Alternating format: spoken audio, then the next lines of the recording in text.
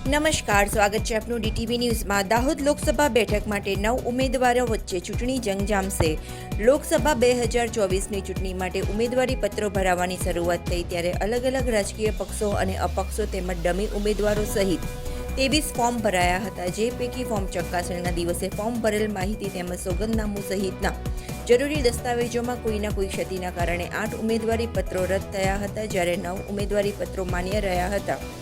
ઉમેદવારી પત્રો પરત ખેંચવાના દિવસે ડમી ઉમેદવારોએ ફોર્મ પરત ખેંચી લેતા દાહોદ બેઠક ઉપર 9 ઉમેદવારો માન્ય રહ્યા હતા, જેમાં ભાજપના જસવંતસિંહ ભાભોર, કોંગ્રેસના ડોક્ટર પ્રભાબેન તાબિયાડ, બહુજન સમાજ પાર્ટીના ધુડાભાઈ ભાભોર, ભારતીય નેશનલ જનતા દળ જગદીશ મેડા, સાત સહકાર વિકાસ પાર્ટીના નવલસિંહ પસાયા તેમજ અપક્ષ તરીકે મનાભાઈ ડામોર, વેસ્તાભાઈ ડામોર, મણીલાલ બારિયા, દેવેન્દ્ર મેડા એમ કુલ 9 ચૂંટણી મેદાનમાં રહ્યા છે।